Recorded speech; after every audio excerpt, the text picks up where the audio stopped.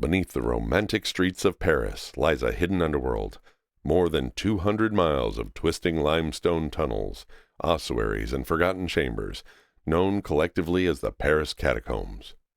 What began as Roman-era quarries evolved into a massive subterranean labyrinth that extends far deeper into the earth than most Parisians realize. Join us as we take a deep dive into the Paris Catacombs with the Veritas Project.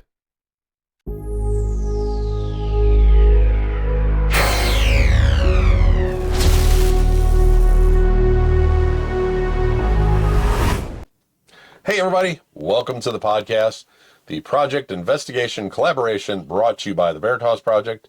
And as always, we are here with our gracious host and founder of the Veritas Project, Dr. Robert Wiki Bob Curtis. Hello. And I'm lead investigator Todd Boyer, and welcome to the podcast, everybody. Yeah, welcome in. So, I heard there was a Thanksgiving miracle at your house this weekend. So you guys have heard us talk before about Angie does not allow White Castles into the house. No. So you guys had a Friendsgiving kind of a thing this week. And because Angie knew that you liked White Castle stuffing so much, she allowed White Castle stuffing to be brought in. She allowed White Castles to be brought into the house to make White Castle stuffing. Then she tried said White Castle stuffing, enjoyed it, and went back for seconds. So it's a Thanksgiving miracle. Yeah, right. Bob had White Castle stuffing that he wanted, and everybody enjoyed it. So that's too funny. It's awesome. So how is the house coming along? What are we? We're making progress. I fell through the ceiling the other night. What? Yeah. The gas line was leaking. So I had to have the gas shut off to the house to repair the gas line.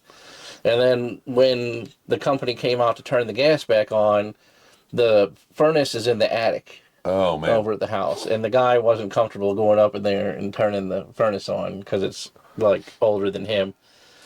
So I had to go up there, but I was wearing my Crocs with the big wide feet on them. And I stepped on the board, you know, because there's no floor up there. Right. It's like, just, it's just like pieces of plywood and stuff. So when I stepped on the floor joist, the width of the shoe wasn't all of my weight supporting, you know what I'm saying? So it just slid off.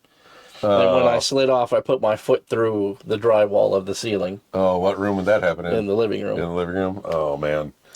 That's a bummer. Yeah, and the living room has this really cool cove, like plaster cove made all the way around it. And thankfully, it was about 6 inches inside of that plaster cove. Nice. So nice, easy fix. Yeah, it won't be hard to fix, but it was just, if it had broke that cove, I'd have lost my mind. Oh man, yeah, for sure. They don't do that anymore. No, nobody does that anymore.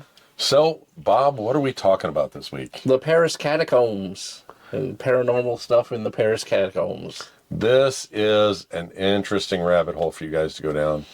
Bob, you want to hit us with some history? Well, it's kind of two histories, because originally the catacombs were mines under the city, and they mined, silver, coal, all kinds of stuff there. And the mines are almost 200 miles of zigzagging, intersecting tunnels in the catacombs. And this was well back. Oh, yeah. Way back. So then the plagues hit, and hundreds of thousands of people died. And when Paris started to run out of space to put bodies up, they would take the bones out of the crypts and then chuck them into the catacombs. Yep. And they left you down there as soon as you decomposed. They grabbed your bones and boop, you were carted off. Right. The worst part is, for the paranormal factor, is the bones weren't kept together. Right. So your leg bones will be over here, your skull's down the hall, your arm bones are down that hall over there. And that's initially what people did in the catacombs, is they would throw skulls into one chamber, they would throw femurs into another, they'd put piles of ribs and pelvises and other ones, and it was just collections. Literally, you were of sorted. Different types. You were legitimately sorted. So then over time, what happened was people would go into the catacombs because it's cool in the summertime. Mm-hmm.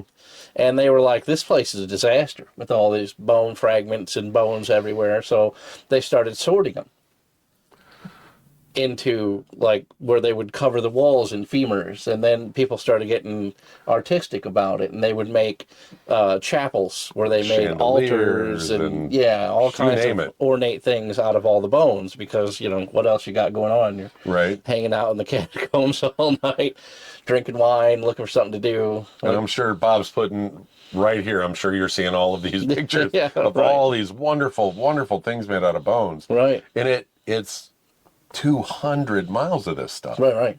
I mean, it's not like a little thing. This is 200 miles of bones, guys. Like, they talk about it is a labyrinth down there.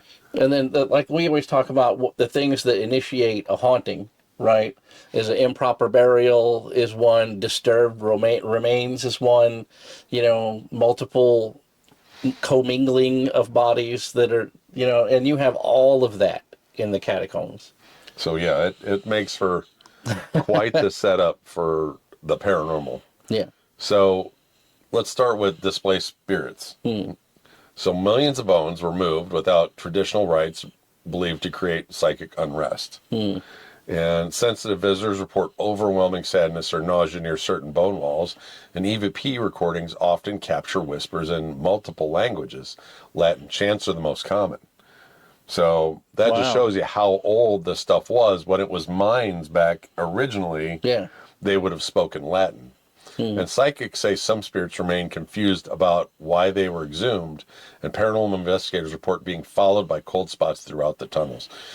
And this isn't something you can just go down into. These are sealed off at points, and you have to have special permission. They do run tours, but you have to have special permission to go beyond where you're supposed to go, which brings us to our next haunting, right? The Man in the Catacombs. He's a lost filmmaker, and based on the 1990s footage found of a lost man vanishing into the darkness. His last recorded words were panicked breaths, and he dropped his camera. No trace of him or his remains were ever found. Some claim to hear a man running or gasping deeper into the tunnels, and explorers say if you hear footsteps that aren't your own, turn around and go the other way. Yeah. So there's a lot of weird things that aren't paranormal that go on down there. There's the drug trade, there's human trafficking, there's a lot of things that people still to this day use the catacombs for. And there are sections of it where people don't even know. It's like next to a post box, there's a grate, and if you lift up that grate, it goes into the catacombs, and you can go like 3 miles this way before you get to a part where people know about. Right. So there's a lot of that going on down there too. And for a lot of years, they were discovering more and more tunnels that they didn't know about. That something would happen, and the next time they go down there, there's part of this wall had fallen down. Well, then they find another 3 miles of tunnel behind that wall that got closed off. Yeah. So they are constantly finding new areas of tunnels as we go along here. So the whispering walls phenomenon. So many claim the skull-lined walls emit faint whispers when touched. Whispering increases during periods of high humidity, and some hear their own name repeated. Skeptics blame airflow, but paranormal groups say the voices form sentences, and whispers often cease the moment cameras begin recording. That's kind of wild. The camera recording thing is kind of an interesting twist. Right. But how many times have we heard things, and as soon as we try to do something with it, you get nothing. Yeah. So, heck, last time we were doing an investigation in the farmhouse, we heard that swoosh of like an 80s style jacket down the hallway. Yeah, like a satin jacket. Down the side wall. We were like, what the heck was that? Yeah. Phantom choir. Deep in the restricted zones, explorers describe distant chanting. Sound analysis show harmonics matching 17th century monastic choirs. I can't read. I swear to God, I read for a living, people. I swear I do. No ventilation shafts or surface level churches above these areas, and chanting stops abruptly if anyone approaches the source. Some claim the choir resumes only after one leaves, as if aware of the observers. So that's kind of wild. And that could be rabbit hole itself, that there are cults or things down there performing rites, and they have elaborate camera systems hooked up in the dark, with infrared sensors and whatnot. So that could possibly be another rabbit hole, Oh, yeah. And as soon as they hear somebody like, okay, I better be quiet, Shadow figures being seen crossing junctions. Yeah, I believe that. 100%. That's probably one of the biggest things. We talk about that theory all the time, that shadow people hide in places that don't have natural sunlight. And the sunlight's never showed down here. So it's a picnic for them. Yep. They can go wherever they want, anytime they want, because there's no sunlight to cancel out their energy. And not only that, you've got 200 miles, they can move from place to place. For them, it's a subway system, you know what I mean? Right. Like, it's legit tunnels for them to travel all over Paris and their surrounding areas to go wherever they want to go. Shadow figures, that's a whole rabbit hole by itself. Yeah, just go look about shadow figures. Go down that deep dive tunnel. And both of us have seen multiple shadow figures. Oh, yeah. Bob most recently, in the Lemp in August. They're everywhere. Like, you thought you saw a shadow, you probably did. Right. Out of the corner of your eye, that's a good possibility. So, reports often describe tall figures, elongated limbs, appear mostly near older ossuary chambers, and photographs show motion blurs even when no one was near the lens. So, some say they're, guardians, and some say they're not ghosts, which shadow figures are definitely not ghosts. So, right. So that is a whole thing. The ghost of the quarrymen. Early quarry workers died, and the collapses are said to haunt the lowest tunnels. Heavy footsteps echo behind lone explorers but never catch up. Apparitions wearing dusty 1700s clothing have been spotted, and cold drafts appear even in sealed chambers. Knocking sounds sometimes match the pattern of quarry tools. I guess a chink chink kind of a, hitting the rocks would be, would be the matching of the quarry tools. Yeah. That's if we're talking about 200 miles of tunnels, that's a lot of places to be haunted. Yeah. You know what I'm saying? Oh, yeah. Like, you go to a town, you have 200 miles of streets. How many hauntings do you have in 200 miles of streets? Yeah, right. You know what I'm saying? Well, and you have like a haunted house with one person passed away there. Right. Here you've got, hundreds of thousands of them. Of remains, and how many people actually did unalive down there from the quarries. Well, so probably a lot. Probably a lot. So, the gate to the Empire of the Dead, a famous ossuary. Inscription reads, and I won't read it because it's in Latin. Paranormal lore says the gate marks a spiritual threshold. EMF meters spike dramatically near the inscription, and visitors report feeling watched as they pass under it. Now, psychics say this is a boundary between the living and the unrested dead, and I'm sure Bob could put that up on the screen. Yeah. If you want to try to read the Latin. My Latin is very bad. So it is. Arete Cest e tempore de la mort. Something of the dead. The de la mort is of the dead. Right. So, yep, my Latin's not good. Right. So I think arete. Come on, Dr. Bob, where's means, the Latin? Like attention, I think. Is that what that means? Yeah, I believe so. Yep, we'll have to get that translated. and definitely let you guys know what it is. We'll put the translation up on the screen too. So, time distortion in the deep zones. Explorers report losing track of hours, thinking only minutes have passed. Wrist watches and digital devices malfunction and stop completely. Some claim to hear repeated loops of sound as if trapped in temporal pockets.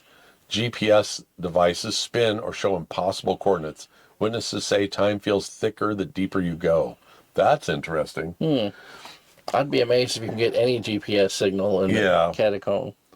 Well, I wonder if maybe a compass or anything, if that would start spinning or just get wonky. But that could also do with magnetic fields underneath, in the rock itself underneath. There could be magnetic rock iron and deposits or something like that. So that's an interesting sub-track.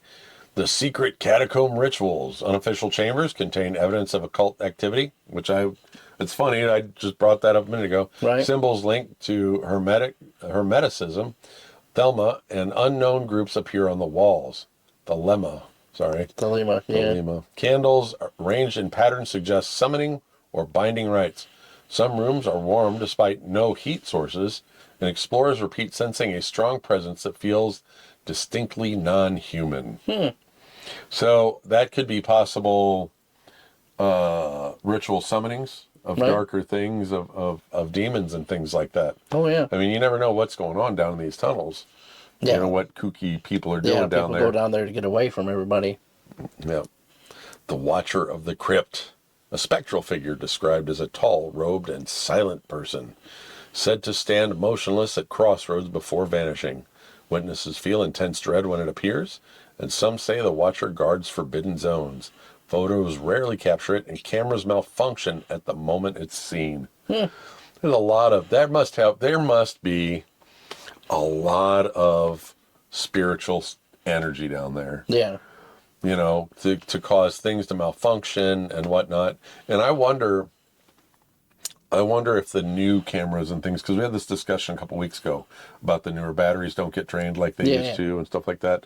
I wonder if newer equipment would hold up better down there for investigations, because we don't know how old this information that we're getting is. It could be older, and this could possibly, you know, with the new technology and camera, stuff, be like no problem. Right. You know?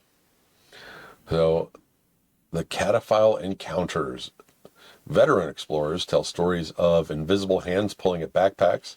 Some report being guided by whispers away from unstable tunnels, and others claim to have slept in the catacombs and awakened miles from where they started. That's wild. That is wild. Many refuse to explore certain rooms because of the overwhelming dread, and local lore says some cataphiles develop psychic sensitivity after frequent visits.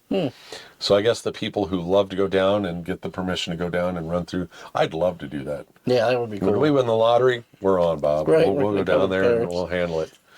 So that's definitely an interesting one. Do you imagine living in a place where you could do that all the time?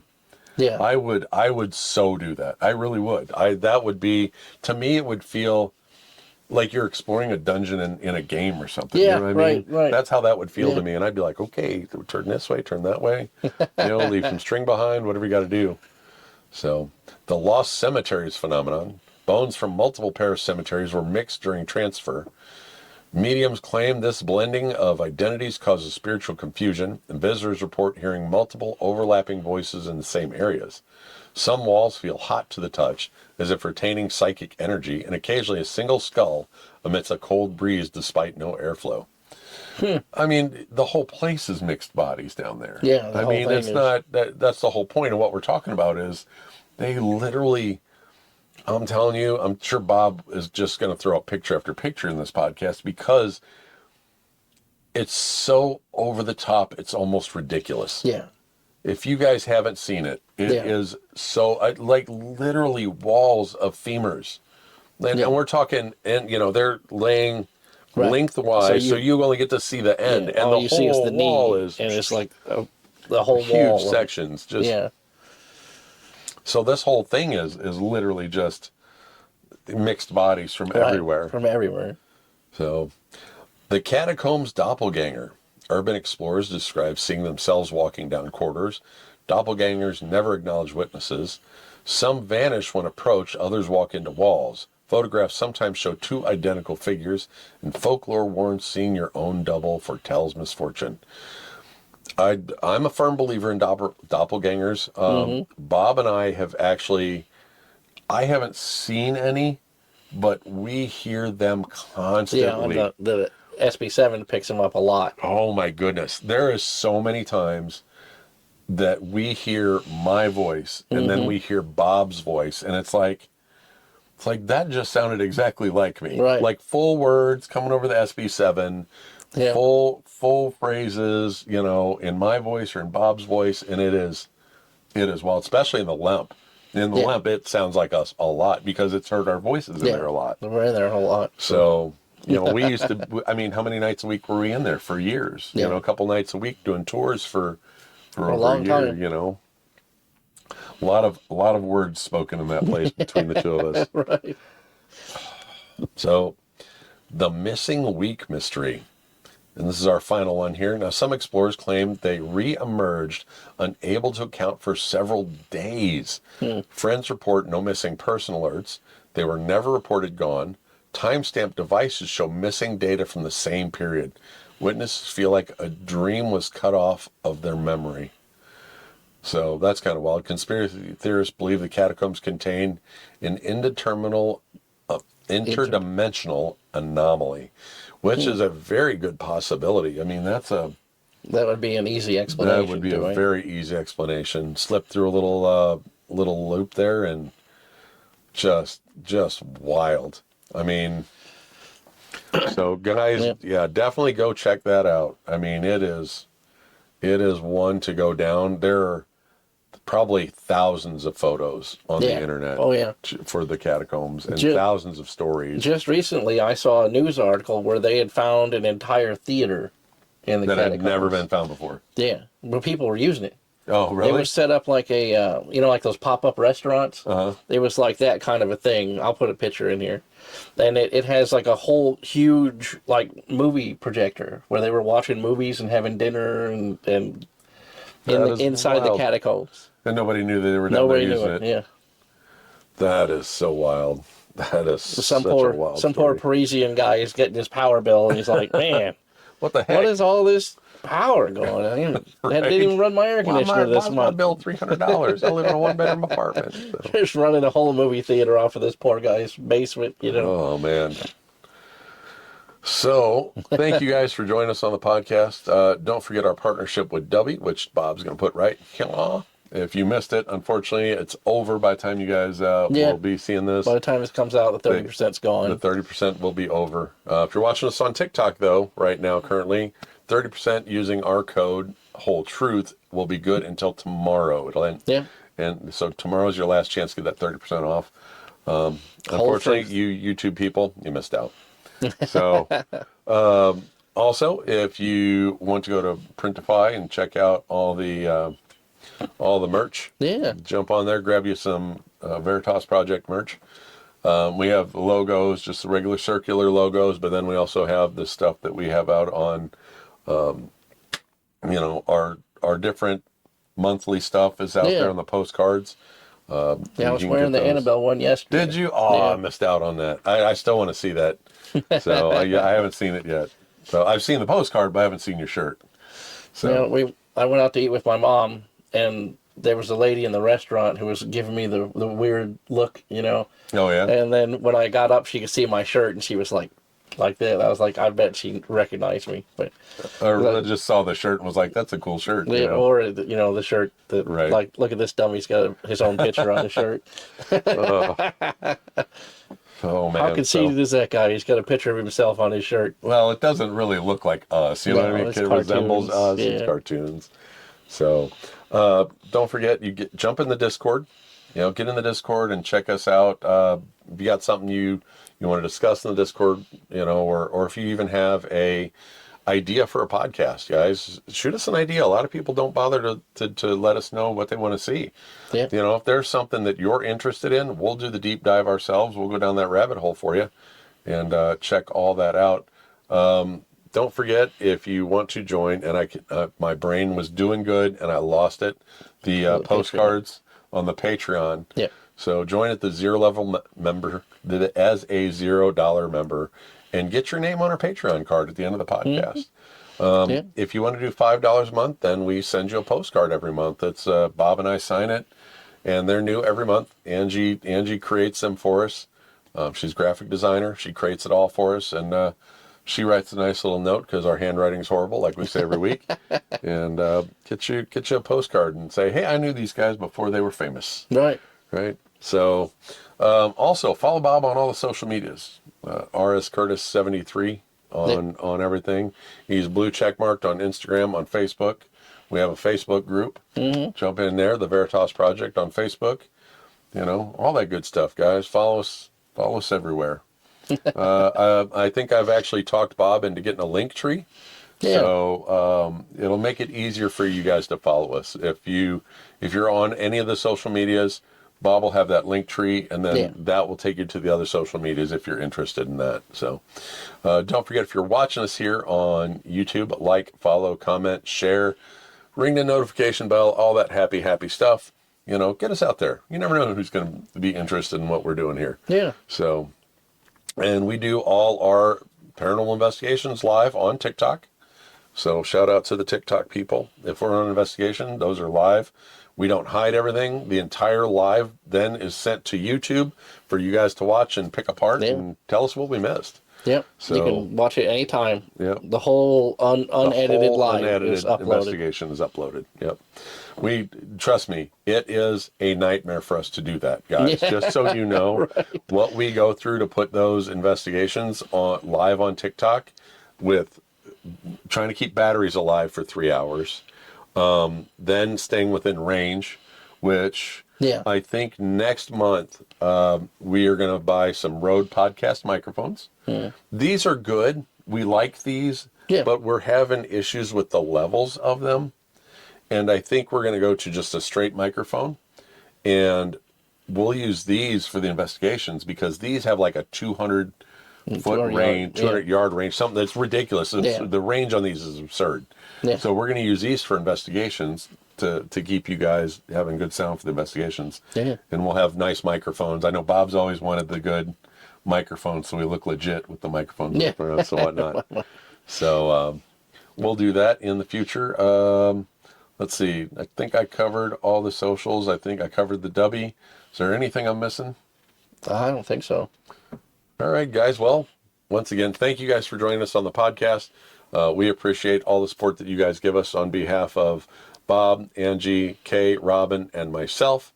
You know, thank you guys once again for supporting us here on the podcast.